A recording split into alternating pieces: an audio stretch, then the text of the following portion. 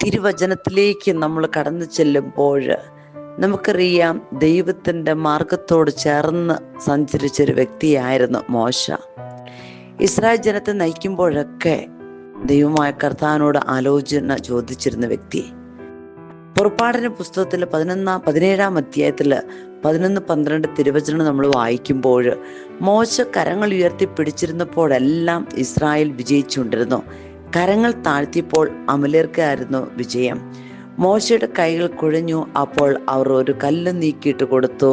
മോശ അതിന്മേലിരുന്നു. അഹ്റോനും ഹൂറും അവൻ്റെ കൈകൾ ഉയർത്തിപ്പിടിച്ചുകൊണ്ട് ഇരുവശങ്ങളിൽ നിന്ന് സൂര്യാസ്തമയം വരെ അവൻ്റെ കൈകൾ ഉയർന്നു തന്നെ നിന്നു. ഇത് ദൈവത്തിൻ്റെ വചനം പഠിപ്പിക്കുകയാണ്. കാരണം ദൈവത്തോടുകൂടി യാത്ര ചെയ്യുമ്പോൾ, ദൈവത്തിനു വേണ്ടി, ജനത്തിനു വേണ്ടി, ദേശത്തിനു വേണ്ടി നമ്മൾ ത്യാഗം ചെയ്യുമ്പോൾ ദൈവത്തിൻ്റെ ശക്തമായിട്ടുള്ളൊരു അഭിഷേകം നമ്മളിലേക്ക് കടന്നു വരികയാണ്. നമ്മൾ എവിടെ ത്യാഗം ചെയ്ത് സമൂഹത്തിന് വേണ്ടി, ദേശത്തിന് വേണ്ടി നമ്മൾ കാര്യങ്ങൾ ചെയ്യുന്നുവോ അവിടെ ദൈവത്തിൻ്റെ ശക്തമായ കാര്യം പ്രവർത്തിക്കുന്നുവെന്ന് മോശയുടെ ജീവിതത്തിലൂടെ കർത്താവ് നമുക്ക് വെളിപ്പെടുത്തി തരികയാണ്.